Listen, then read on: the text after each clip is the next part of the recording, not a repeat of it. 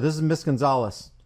Says mom who ran in during, and you guys stay tuned on this. If you don't know the rest of this story, she was actually threatened by law enforcement. I don't know if it was local law enforcement, but she was, according to CBS News, she was threatened by law enforcement to stop telling her story to the media lest something bad happened to her because she has a past criminal history. Listen to this.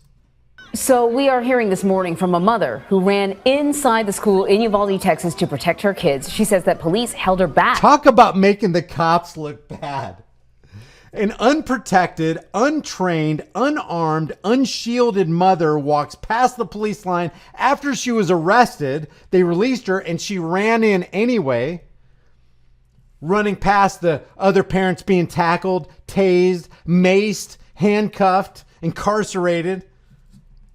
She was brave enough and had more balls than all 19 in the hallway to go get her kid. And handcuffed her as the shooting unfolded. Lilia Luciano has the exclusive interview. Lilia, good morning. Good morning to you, Anne Marie, and to Vlad. You know, I met with Angeli Gomez yesterday in a field nearby. She's a farm worker. She was telling me that her kids on the morning of the shooting had both graduation ceremonies or a ceremony at school. She showed up there, but she didn't want to take photos with them. She told me she was embarrassed because she had come straight from work. She was working early that morning and she was dusty from the field, but her kids told her, Mom, we want to take this photo. She says, you know, I'm so... Came all the way from the field, got the call, hopped in the car, went as fast as she could go, only to be stopped by police. Stopped for what, pray tell? Was she committing a crime? Was she being dastardly? Was she being evil? No, stopped because she wanted to go across the line, which none of the cops wanted to do because they were afraid. They were waiting for tactical backup. She wanted to cross the line so she could save her kids. No way, says the cops. You ain't going to do that on our watch. Think of all the obstacles Miss Gonzalez had to hurdle just so she could save her kids. She met resistance from the saviors who were supposed to be there to help her kids. That photo because it could have been the last one, and it was for many of the parents who lost their children who had been there. Like many parents, after that, she left, she went back to work, back to the field. And within 10 minutes, she received a frantic call from her mom telling her that there was a shooting at the school. So she got in her car and she sped at about 100 miles an hour, she told me. I could totally see a law enforcement road pirate going, wait, so your testimony is that Mrs. Gonzalez broke traffic rules and sped 100 miles an hour? Miss Gonzalez, we need to talk to you. We're going to conduct a little investigation on you and find out exactly. We're going to look at traffic. If we find out that you were going 100 miles an hour to save your kids, you're getting a speeding ticket, ma'am, and reckless driving. You may even lose your license. I could totally see law enforcement doing that. Until she finally got here, and this is what she told me after. Right away as I parked, U.S. Marshals started coming toward my car saying that I wasn't allowed to be parked there. And he said, well, we're going to have to arrest you because you're being very uncooperative. I said, well, you're going to have to arrest me because I'm going in there. And I'm telling you right now, I don't see none of y'all in there. Y'all are standing with snipers and y'all are far away. If y'all don't go in there, I'm going in there. He immediately put me in cuffs. She says after Uvalde police put a parent who's wanting to save her kids while they're standing around picking their nose and doing, hey, you see this thing on my phone? Look, I look pretty cool on TikTok, don't you? Put the cuffs on her. Police officers told marshals to uncuff Gomez. She ran towards the school. As soon as they uncuffed me, I jumped that first gate fence. And once I jumped it, I went to my son's class. And then wait a minute. You mean you jumped the fence and left yourself wide open for the guy inside the school to shoot you? Weren't you scared, Miss Gonzalez? In the door, and I remember the teacher saying, sorry, I keep calling her Gonzalez. It's Miss Gomez. Sorry about that. I'm like, hey, they're already bulge cutting the fence to get me. She's like, you think we have time to get out? I said, y'all have time. I'm going to run for my other son. Once she was assured her son was okay, Gomez ran to get her other child, encountering more officers who tried to stop her. What the? So I start yelling and I'm being a cooperative and I'm like, well, y'all aren't doing what are y'all doing? Y'all ain't doing y'all need to be in here. Give me your vest. Somebody give me a vest. Something. I started paying attention to how far the shots were being so that I knew the shooter was all the way still by my first son's class. So when I went to my second son's door, the teacher didn't want to open the door for me. So that's when they started escorting me out. And as I see that they're opening my son's door, I go run for my son and I get him. With both of her kids out safe, What the heck? Gomez. I wonder what they're cutting out of this. I wonder what the real story is. Because, we're getting this through fake stream media. I wonder what the whole story is. Apparently, this is cell phone footage. I don't know why it's so grainy. This is kind of weird.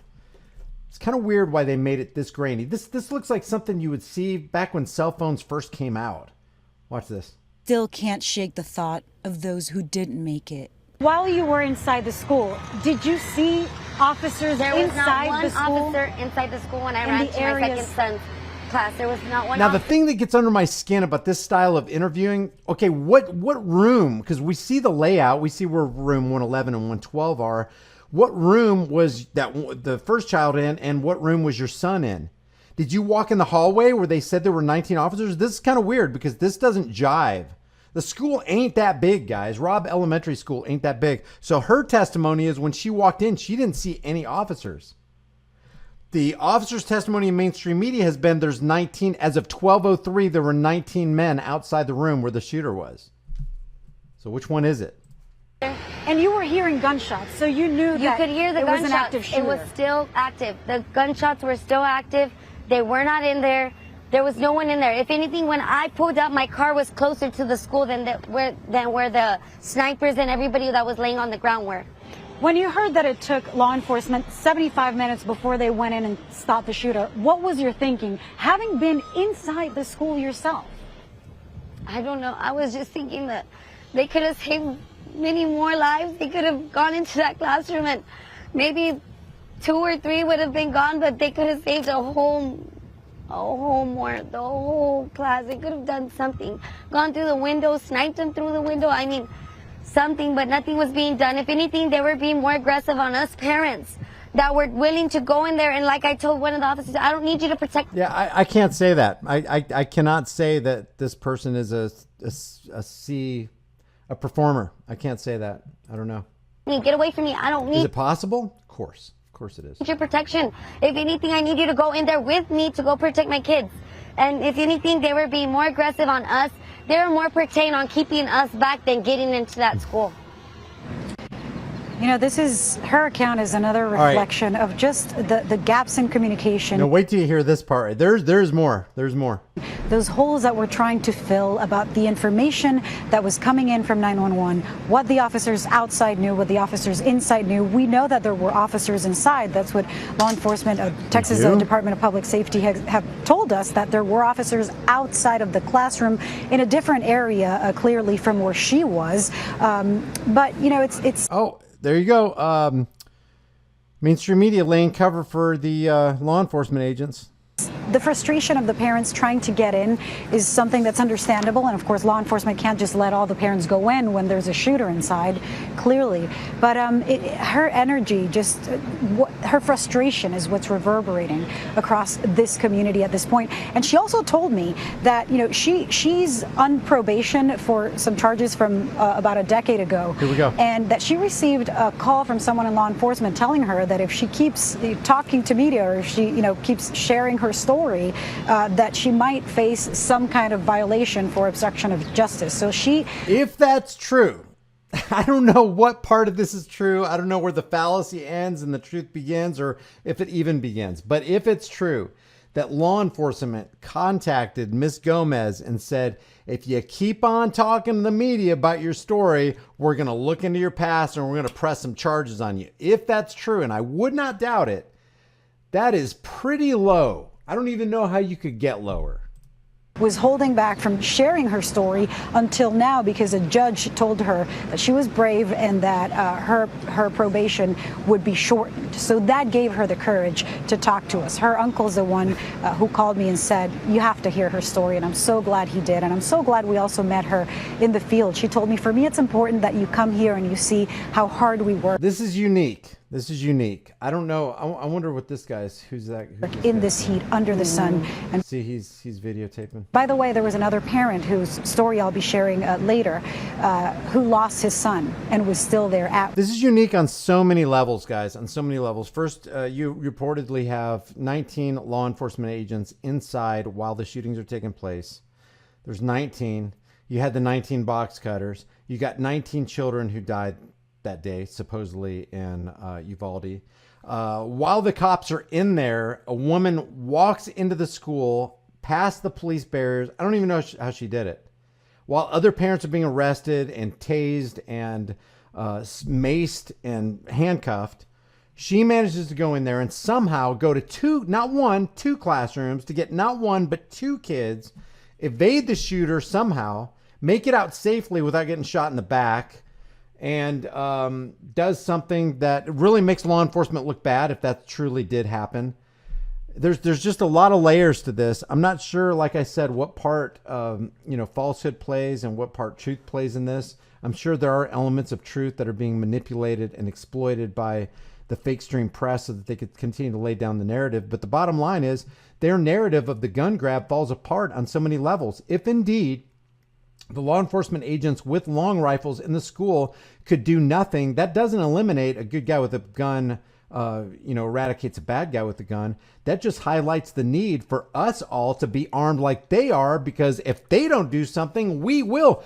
Obviously, members of the public who are not law enforcement, who are not military, who are not highly trained, who are not armed, who are not Kevlar vested, will go in and put their lives on the line for their children, while cops who are supposed to be protecting and serving, and this is what their profession is all about, who didn't do it. Obviously, we need to be armed with what they have and greater, because we're willing to do the things that they don't do. So the narrative and the agenda falls apart on so many levels. Everything that they say convinces me even more that all gun laws, all restrictions, all regulations, all background checks need to fade away.